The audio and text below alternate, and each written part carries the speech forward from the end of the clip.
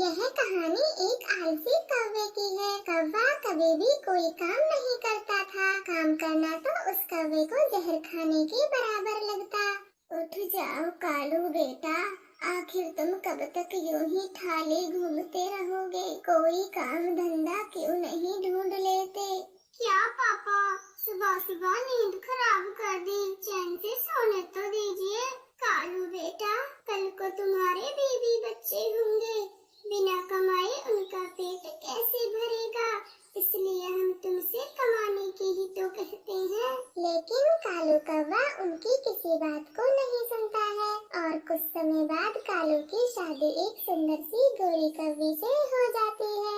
कालू बेटा, हमारे लिए तो आज तक तूने 1 रुपया नहीं कमाया। अगर गोरी को खुश रखना है तो कोई काम धंधा ढूंढ ले। कम से कम आज का तो ख्याल कीजिए पापा, आज ही मेरी शादी हुई है और गौरी कभी ये सब सुनेगी तो क्या सोचेगी मेरे बारे में? कालू बेटे, तुझे हमारी बातें शायद कड़वी लगे। आज तक की जो भी जमा पूंजी थी वो सब तेरी शादी में खर्च हो गई है। लेकिन कालू कौवा अपने माँ बाप की बात को नहीं सुनता और वहाँ से चला जाता है। ऐसे ही समय बीतने लगता है। कालू के माँ बाप भी अब इस दुनिया को छोड़कर जा चुके थे। कालू जी, घर में सारा राशन खत्म हो गया है और दोनों बच्चों की फीस भी नहीं गई। मैं घर का खर्चा कैसे चलाऊं? आप कुछ कमाते क्यों नहीं हो? गौरी मेरी जान, आप गुस्से में ऐसे ना बातें करें, मैं लाता हूँ ना कहीं से पैसे। ऐसा कहकर कालू कौवा अपने दोस्त के पास चला जाता है। मिट्टू मेरे दोस्त, घर में एक भी पैसा नहीं है, तू कुछ पैसे उधार दे दे, वरना मेरे बच्चों को स्कूल से निकाल दिया जाएगा। कालू, मैं तुझे पैसे कैसे दे दूँ? तू जो पहला उधार लेकर गया था वो तो दिया ही नहीं है। यार, सब दे दूंगा तेरे पैसे, बस इस बार दे देना, तेरी भाभी बहुत नाराज है। कालू, मैं कब तक ऐसे तेरी मदद करूंगा? बिना कमाए कभी किसी की पूर्ति नहीं होती और तू कब तक दूसरों से मांगता रहेगा? लेकिन कालू कौवा उसकी बातों पर कोई ध्यान नहीं देता और वहाँ से अपने दूसरे दोस्त के पास चला जाता है। आजा मेरे यार, आखिर इतने दिनों बाद कैसे आना हुआ? फिर कालू कौवा उसे अपनी सारी परेशानी बताता है।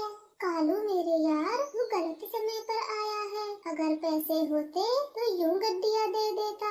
उल्लू मेरे दोस्त, अब मैं क्या करूं? मुझे गौरी को हर हाल में पैसे देने हैं। अगर ऐसा है तो मेरे दोस्त अपनी पुरानी जमीन बेच दे, जरूरत के समय ही तो ये काम आती है। लेकिन दोस्त, पापा तो हमेशा कहते थे कि जगह को कभी मत बेचना।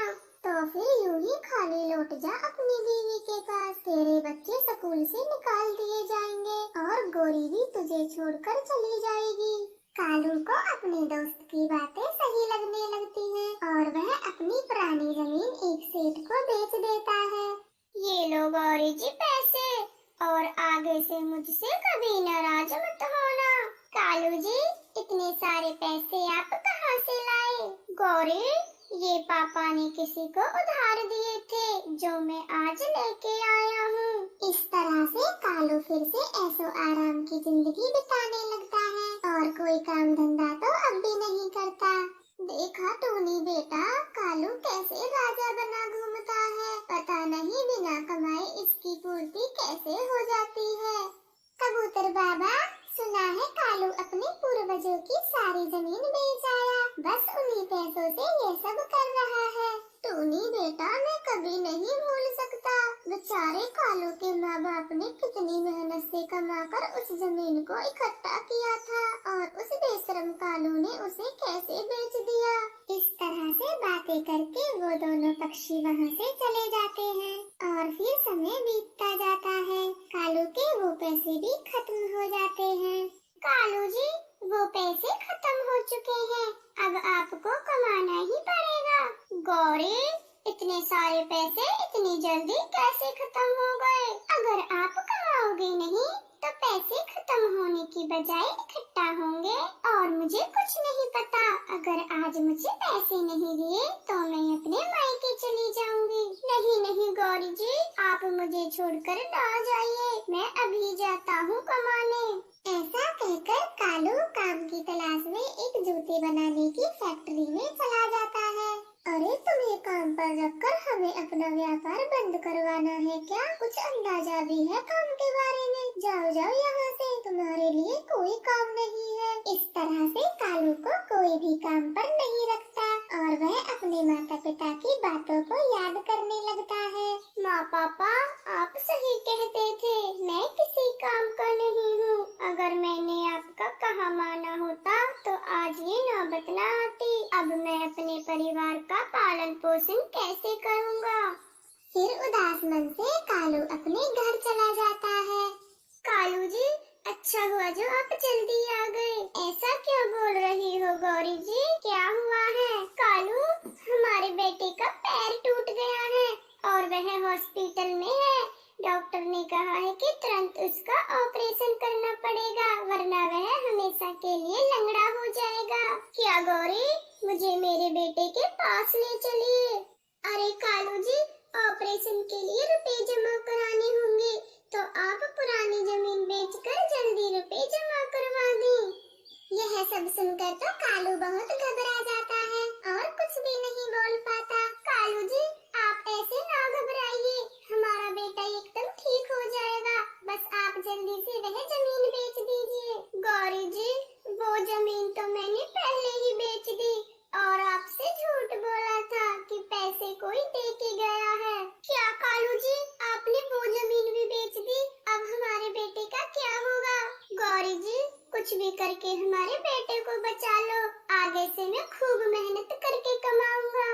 इस तरह से कालू को जिंदगी भर ना कमाने का पछतावा हो गया था और बस वो तो लगातार रोए जा रहा था। और तभी वहाँ पर टूनी और बूढ़ा चाचा कालू के बेटे को लेकर आ जाते हैं। कालू बेटे, बस कर, तेरा बेटा एकदम ठीक है। यह सब हमने तुझे सबक सिखाने के लिए किया। मुझे माफ कर दो चाचा, मैं अब खूब मेहनत से कमाऊंगा और देखना आप, मैं अपने माता पिता की जमीन को भी वापस ले लूंगा। उस दिन के बाद कालू कौवा खूब मेहनत करके रुपए कमाता है और अपने माता पिता की जमीन को भी